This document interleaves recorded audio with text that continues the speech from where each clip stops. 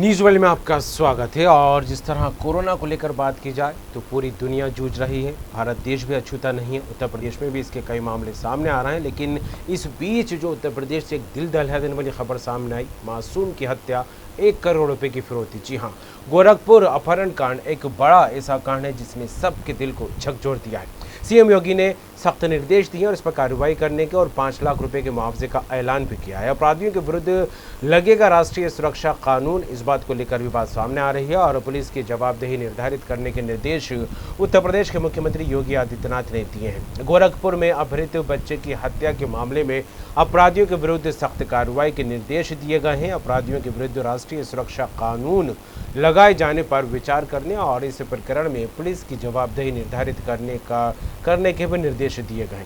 मुख्यमंत्री ने मामले की फास्ट ट्रैक कोर्ट में सुनवाई के आदेश दिए हैं ताकि अपराधियों को जल्द से जल्द सजा मिल सके।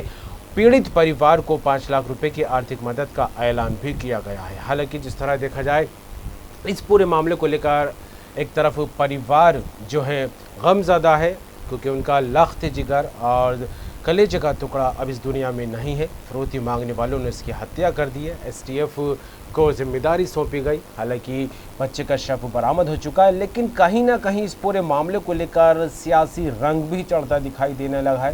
कांग्रेस अपने हिसाब से इस मामले को लेकर बातें कहती नजर आ रही है। और आपको बता दें, विपक्ष लगातार योगी आदित्यनाथ सरकार पर हमलावर होता दिखाई दे रहा है, तो वहीं सपा ने भी मुआवजा देने की बात कही है। और सीधे रुख करेंगे लखनऊ का। हमारे साथ जुड़ गए हैं स्टेट एडिटर आरसी भट्ट साहब। भट्ट साहब, एक बड़ा मुद्दा है मासूम की हत्या का, 1 करोड़ रुपए की फिरौती का मामला है। हालांकि सीएम योगी को लेकर बात की जाए, सख्त कार्रवाई के निर्देश दिए हैं और पुलिस टीमों का गठन तो हो गया। हालांकि बच्चे का शव मिला और 5 लाख रुपए का पीड़ित परिवार को मुआवजा देने की भी बात सामने आ रही है। क्या कहीं से लेकर कमर, ये अकेले गोरखपुर में जिस तरह से मासूम बच्चे की हत्या हुई है, 1 करोड़ की फिरौती की डिमांड थी, और जिस तरह से पुलिस ने अपनी त्वरित कार्रवाई नहीं की और लड़का जो है वो बरामद नहीं हो पाया और अपहरणकर्ताओं ने उसकी जो है हत्या कर दी। गोरखपुर की घटना है। योगी के गोरखनाथ मंदिर से थोड़ी ही दूर पर, अगर हम कहें 10 से 12 किलोमीटर की दूरी पर यह घटना होती है और एक बड़ी चीज सामने आती। सवाल उठेंगे ही निश्चित रूप से। कासगंज में 3 लोगों की हत्या होती है, 2 लोगों की हत्या होती है प्रयागराज में, उसके साथ साथ मुजफ्फरनगर में आज गोली मार दी गई। संजीत यादव की हत्या होती है फिरौती के लिए कानपुर में। तो ये अपराधों की कहीं न कहीं बाढ़ सी आ गई है जी। और ये जिस तरह से उत्तर प्रदेश में घटनाएं हो रही हैं, लगातार अपराधों में वृद्धि होती जा रही है। खासतौर पर पहले सिंगल मर्डर होते थे, लेकिन अब 4-4 मर्डर एक साथ हो रहे हैं। मतलब 3-3, 4-4 हत्याएं एक साथ हो रही। कासगंज में जो हत्या हुई है वो भी बहुत ही हृदय विदारक है। इसी तरह से 2 सेल्समैन को गोली मार दी गई कौशाम्बी में, ये भी एक बड़ा हृदय विदारक है। और जिस तरह से मासूम बच्चों का अपहरण किया जा रहा है जी, वो भी एक घटना जो है एक निश्चित रूप से ये समाज में भय व्याप्त हो रहा है। और कहीं न कहीं जो योगी की पुलिस है वो हाथ पर हाथ धरी बैठी रह जा रही है। जिस तरह से काम करना चाहिए उस तरह से नहीं कर पा रही है। गोरखपुर की घटना बहुत ही दुखद है। जिस तरह से उस बच्चे की अपहरण के करने के बाद फिर उसकी हत्या की गई, 1 करोड़ की फिरौती मांगी गई, उसके बाद लाख दावे योगी करें, चाहे कितनी बात करें कि मकोका लगाएंगे या अन्य गंभीर धाराओं में मुकदमा दर्ज करेंगे या फिर अपराधियों को कड़ी सजा देंगे, 5 लाख का मुआवजा देंगे, तो इससे कहीं न कहीं विक्टिम को मरहम नहीं लगने वाला है। उत्तर प्रदेश की कानून व्यवस्था बहुत ही खराब हो गई है। लगातार इस मामले को लेकर विपक्ष भी कहीं न कहीं निशाना साध रहा है। क्या अखिलेश यादव की बात करें, मायावती की बात करें या प्रियंका गांधी की बात करें, ये सभी लोग कहीं न कहीं पूरी तरह से घेरने की कोशिश कर रहे हैं। उत्तर प्रदेश में जिस तरह से कानून व्यवस्था की स्थिति है, रोज हत्याएं हो रही हैं, अपहरण हो रही हैं, क्योंकि विगत 1-2 वर्षों में ये चीजें देखने को नहीं मिली है। लेकिन विकास दुबे की घटना होने के बाद लगातार अपराधों में और वृद्धि आई। सरकार ये कहती है कि हम लगातार अपराधियों को जो है सजा दे रहे हैं, एनकाउंटर कर रहे हैं, लेकिन आखिर अपराध क्यों नहीं रुक रहे हैं, यह भी एक बड़ा सवाल है। इसलिए निश्चित रूप से उत्तर प्रदेश सरकार और उत्तर प्रदेश की पुलिस निश्चित रूप से इसको बारीकी से देखे कि कमियां कहां हैं। लगातार ताश के पत्तों की तरह योगी ने तमाम पुलिस अधिकारियों को फेंक दिया है, लेकिन फिर भी अपराध नहीं रुक रहे हैं। एडीजी लाइन ऑर्डर बदले गए, नए एडीजी लाइन ऑर्डर आए, डीजीपी भी नए आए, लेकिन उन्होंने भी कहीं न कहीं इन अपराधों पे लगाम नहीं लगा पाए। यह भी एक गंभीर सवाल है। मुख्यमंत्री लगातार रोज दावे कर रहे हैं कि अपराध में कमी आ रही है। योगी का जो उत्तम प्रदेश है वो उत्तम प्रदेश बन रहा है, लेकिन पूरी तरह से विपक्ष का ये कहना है कि ये जंगल राज है। जिस तरह से हत्या, अपहरण, डकैती, फिरौती, ये तमाम चीजें जो हो रही हैं, इससे उत्तर प्रदेश की स्थिति बहुत खराब हो रही है। और आने वाले दिनों में उत्तर प्रदेश में जब 2022 में चुनाव होंगे तो यह एक बड़ा मुद्दा होगा। बिल्कुल भट्ट जी, अपराध को लेकर बात की जाए, उत्तर प्रदेश में अपराध रुकने का नाम नहीं ले रहा है, ये बात भी आपने कही और एक बड़ा सवाल भी है और इसका जवाब किसी के पास नहीं है और जवाब शायद होगा भी नहीं, क्योंकि जिस तरह से उत्तर प्रदेश में आपराधिक मामले लगातार घटते रहे, विपक्ष का मुद्दा ज़रूर बनता रहा है, क्योंकि सरकारें भी आई और चली गई, लेकिन इस मुद्दे को लेकर अपना घोषणा पत्र में इसको शामिल भी ज़रूर किया गया, दूसरे विपक्षी दलों को लेकर बात की जाए या अन्य राजनीतिक दलों को लेकर बात की, लेकिन सत्ता में आने के बाद इसको हल करना, इसका कहीं ना कहीं निराकरण निकाल पाना काफ़ी टेढ़ी खीर साबित होता है। हालांकि दावे पुरजोर तरीके से किया जाते हैं, लेकिन क्या कुछ वजह मानी जाए कि सियासतदार इसको मुद्दा जरूर बनाते हैं लेकिन हल होता दिखाई नहीं देता?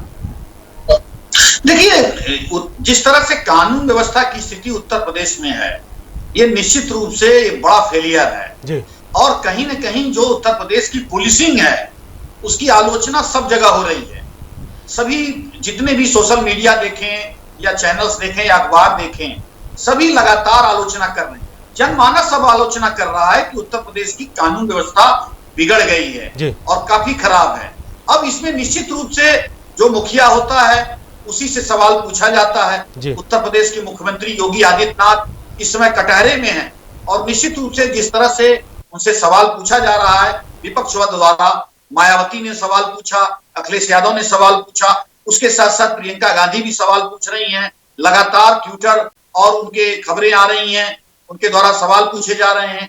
तो निश्चित रूप से ये जो उत्तर प्रदेश की कानून व्यवस्था है, ये कहीं ना कहीं जो उत्तर प्रदेश के डीजीपी हैं और पुलिस के जो एडीजीपी लाइन ऑर्डर हैं, उनके द्वारा जो है चीजों को बहुत तरीके से हैंडल नहीं किया जा रहा है, या फिर योगी की जो निर्देश है वो ग्राउंड लेवल पर नहीं जा पा रहे। और खासतौर पर उत्तर प्रदेश के जिलों में जो पुलिस अधीक्षक और वरिष्ठ पुलिस अधीक्षक तैनात हैं, उनको उनका कहीं अपराधियों पर खौफ नहीं है। तो ये तमाम जो चीजें हैं कमर, ये सामने आ रही हैं और निश्चित रूप से जनपदों में पुलिस का जो जलाल है वो देखने को नहीं मिल रहा है और उससे अपराधी के अंदर खौफ नाम की चीज निकल गई है और ताबड़तोड़ लगातार हत्याएं और अपहरण वो करते जा रहे हैं। जी बिल्कुल, अपराध लगातार बढ़ते दिखाई दे रहे हैं, लेकिन कहीं ना कहीं इस तरह के जब मामले सामने आते हैं तो उनको सियासी रंग देने की कोशिश ज़रूर की जाती है।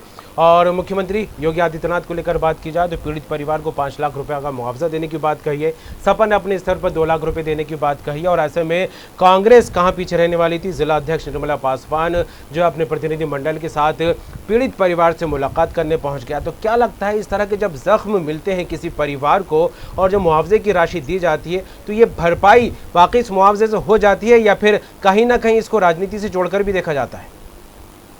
देखिए कमर, साफ तौर पर किसी व्यक्ति के परिवार का अगर कोई बच्चा चला जाता है, उसका जो है सदस्य चला जाता है, तो उसकी भरपाई तो कभी हो नहीं सकती है। सरकार लाख दावे कर ले, 5 लाख रुपए से उसका मासूम बच्चा वापस नहीं आ सकता है और न ही उनको भरपाई हो सकती है। और अपहरणकर्ताओं को 30 लाख रुपए देने के लिए भी तैयार थे, तो उनके लिए 5 लाख बेमानी है सरकार का। लेकिन ये घटनाएं हो क्यों? थाने स्तर पर और खासतौर पर मुखबिरों का जाल, उसके साथ साथ कहीं न कहीं जो एलआईयू है इसको हटाओ, ये तमाम जो व्यवस्थाएं हैं, ये कहीं न कहीं इसको करने की आवश्यकता है और इसमें कहीं न कहीं कमियां हैं। ये तमाम चीजों को देखने की आवश्यकता है। सरकार अगर इस चीजों को नहीं देखेगी, अपने खुफिया तंत्र को, अपने लोकल पुलिसिंग को, थाने स्तर के और जो एसएचओ हैं और बीट अफसर हैं, इनको जब तक अच्छी तरीके से जो है अपने अपने क्षेत्रों में अपराध कम करने की जिम्मेदारी नहीं देगी, तब तक कहीं न कहीं अपराध रुक नहीं सकते हैं और लगातार ही बढ़ते हैं। बिल्कुल, ये तो रही अपराध जगत से जुड़ी बातें, जिस तरह के बिल्कुल, लगातार बिल्कुल मामले कैच। सामने आ रहे हैं। बच्चे जो है अपहरण किया जा रहा है, उनकी मौत हो रही है, उनकी हत्याएं की जा रही है, फिरौती की भी छोटी-मोटी नहीं बड़ी रकम की मांग की जा रही है। लेकिन इसके अलावा जो दूसरी तस्वीर है उत्तर प्रदेश से जुड़ी, वो है कोरोना संक्रमण मरीजों को लेकर। लगातार मामले बढ़ते दिखाई दे रहे हैं, मौत का आंकड़ा भी बढ़ता दिखाई दे रहा है और सरकार इस बीच लगातार दावे करती दिखाई दे रही है कि सरकार की तरफ से दिशा निर्देश जारी किए जा रहे हैं, एक गाइडलाइन बनाई जा रही है। लेकिन फिर भी जिन मामलों के हिसाब से बात की जाए तो मामले जो है रुकने का नाम नहीं ले रहे हैं। क्या कहीं से लेकर? हाँ, निश्चित रूप से उत्तर प्रदेश में जिस तरह से कोरोना का कहर है, आज भी तकरीबन 3,500 के आसपास जो है मरीज पाए गए हैं उत्तर प्रदेश में। लगातार मरीजों की संख्या में बढ़ोतरी हो रही है। सरकार कल दावे कर रही थी 1 लाख जांच की, आज वही जांच तकरीबन 50,000 के अंदर हो गई। तो निश्चित रूप से सरकार का ये दावा भी बड़ा हास्यास्पद लग रहा है। पहले तो सरकार कहती है कि 1 लाख में हम जांच रोज कर रहे हैं ट्रूनेट मशीनों से और जो एंटी रैपिड टेस्ट से, लेकिन अचानक 1 लाख जांच फिर घट के 50,000 हो जा रही है। आज जिस तरह का जो फिगर आया है वो तकरीबन 45 से 50,000 के बीच में आया है सारी जांचें। तो निश्चित रूप से सरकार को सही बताना पड़ेगा कि वो हर रोज कितनी जांचें कर रही है। जिस तरह से उत्तर प्रदेश के खासतौर पर अपर मुख्य सचिव सूचना रोज 3:30 बजे आ जाते हैं और प्रेस कॉन्फ्रेंस करते हैं और बताते हैं कि इतनी जांचें हो गई, लेकिन दरअसल में जो फैक्ट फिगर है वो आने चाहिए। और मैं पहले कह चुका हूं कि उत्तर प्रदेश में लगातार जो जनपद हैं, खासतौर पर कानपुर की बात करें, शाहजहांपुर, बरेली और उसके साथ साथ नोएडा, गाजियाबाद, इन तमाम जनपदों में, मेरठ, इसमें कोरोना का बुरी तरह से कहर फैला हुआ है। तो इसको कहीं न कहीं कंट्रोल करने के लिए नोडल अधिकारियों की तैनाती की जा रही है। लगातार जनपदों में अपर मुख्य सचिव रैंक के अधिकारी भेजे जा रहे हैं, लेकिन कहीं न कहीं जो संसाधन है वो कहीं न कहीं कमजोर है। और दूसरी बात यह है कि सरकार को जो अपनी सुविधाएं हैं, यानी टेस्ट की अगर हम बात करें कमर, तो उसको बढ़ाने के लिए कम से कम अपनी सुविधाओं को, जांचों की संख्या को बढ़ानी पड़ेगी। कल आपने 1 लाख की बात कही कि हमने 1 लाख कर दिया, आज 50,000 कह रहे हैं, तो इतनी जांचों में कैसे फर्क आ गया? ये भी एक बड़ा हास्यप्रद है। और निश्चित रूप से जिस तरह से सरकार दावे कर रही है उसमें भी कहीं बड़ा झोल नजर आ रहा है, ये निश्चित रूप से। लेकिन अब सरकार दावे कर रही है तो उसको मानना ही है। तो सरकार को कहीं न कहीं अपने संसाधन को बढ़ाने की जरूरत है, कोविड हॉस्पिटलों को बढ़ाने की जरूरत है, ट्रूनेट मशीनों, एंटी रैपिड टेस्ट किट, इसकी संख्या बढ़ानी है और लगातार जांचें करनी है। तब जाके कहीं न कहीं धीरे धीरे जो है ये काबू में आने की कोशिश करेगा।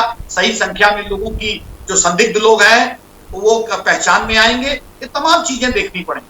बिल्कुल भट्ट जी, जिस तरह आंकड़ों को लेकर बात की जाए लगातार तो बढ़ते दिखाई दे रहा है और कल तक वाकई एक बड़ा सवाल है कि कल तक 1,06,000 टेस्ट करने की बात सामने आ रही थी और अब वही घटकर 50,000 पर पहुंचती दिखाई दे रही है। कहीं ना कहीं आशंका बनी हुई है, कहीं ना कहीं भ्रम की स्थिति बनी हुई है कि खुद सरकार जो है सही पुख्ता आंकड़े नहीं बयां कर पा रही है। क्या वजह मानी जाए कि एक पुख्ता रणनीति, एक पुख्ता गाइडलाइन नहीं बन पा रही है, इस वजह से जो है आंकड़े सही सामने निकल कर नहीं आ पा रहा है, या फिर जिन प्रशासनिक अधिकारियों को जिम्मेदारी दी गई है वो कहीं ना कहीं गोलमोल जवाब देते या गोलमोल तरीके से सीएम को अवगत कराते नजर आ रहे हैं?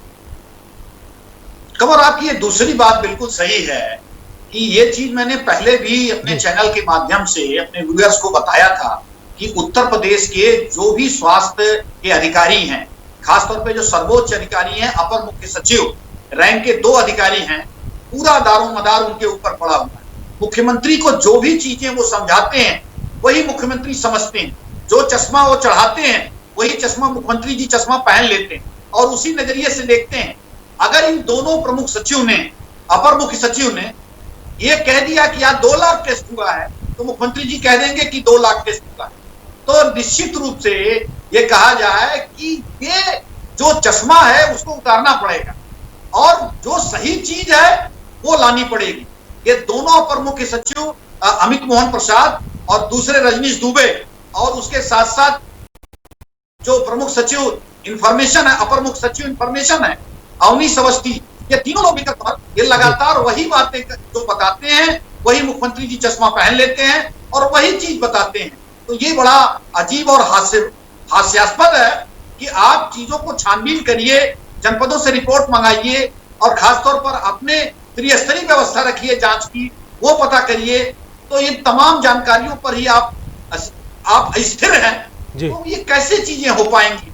1 लाख जांच कल हो रही है, आज 50,000 हो गई, तो ये 50,000 कैसे घट गया? तो अब अगर 1 लाख हुई तो आज भी 1 लाख करिए, कल भी 1 लाख करिए, परसों भी 1 लाख करिए। तो ये जो भ्रम की स्थिति बन रही है, ये कहीं ना कहीं विपक्षियों को एक मौका दे रही है, उनके ऊपर एक संदेह के रूप। जी बिल्कुल, संदेह लगातार बरकरार है और इसका जवाब खुद प्रशासनिक अधिकारी कमर अभी एक बड़ी खबर आई है, अभी बड़ी खबर आई है कि कानपुर के 4 दिन पहले एक व्यापारी का अपहरण हुआ था, उससे फिरौती मांगी गई थी और उसकी हत्या कर दी गई।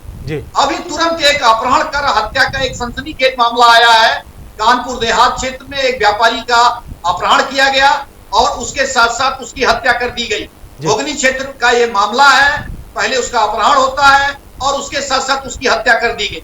अब आप ये देखिए कि उत्तर प्रदेश के कानून व्यवस्था की ये हाल है। बिल्कुल, कानून व्यवस्था पर लगातार सवालिया निशान लगते रहे और एक मासूम की हत्या का भी पूरी तरह से खुलासा भी नहीं आया।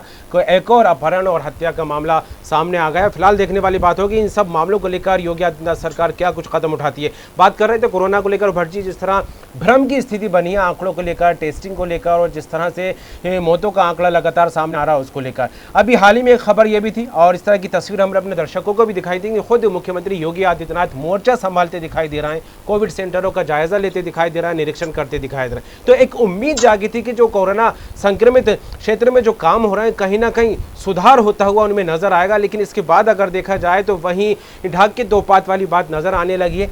कितना असर पड़ा योगी आदित्यनाथ के दौरों को लेकर? देखिए, कोशिश उत्तर प्रदेश मुख्यमंत्री लगातार कर रहे हैं, इसमें कोई दो राय नहीं।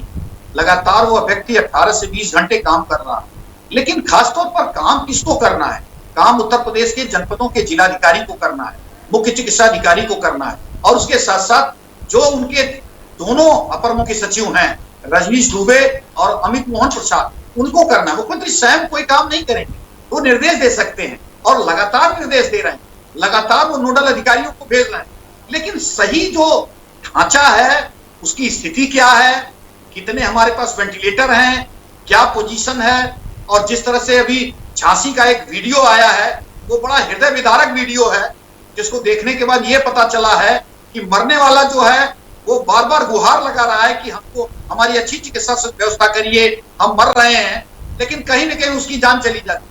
तो ये जो आइसोलेशन बेड पर पड़े हुए लोगों की खबर आ रही है, उसके साथ साथ जो ऑक्सीजन की व्यवस्था की खबर आ रही है, मुख्यमंत्री लाख दावे कर, रटी रटाई बात कर, लेकिन कहीं ना कहीं इन दोनों अधिकारियों को अगर वो हटा के नए अधिकारी तैनात करते हैं तो निश्चित रूप से आमूल चूल व्यवस्था जो कोविड-19 का है उसमें एक बड़ा परिवर्तन।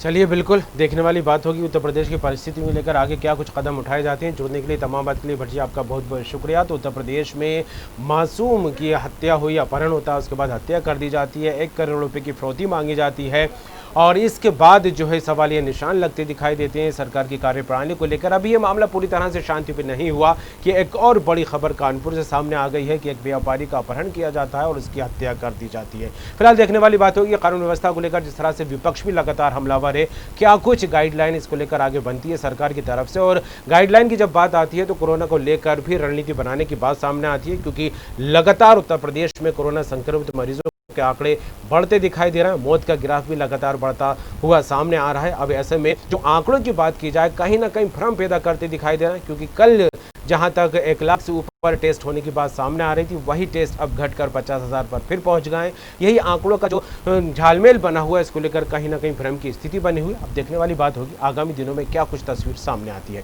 फिलहाल दीजिए इजाजत, ताज़ा अपडेट्स और बाकी खबरों के लिए देखते रहिए न्यूज़ वर्ल्ड।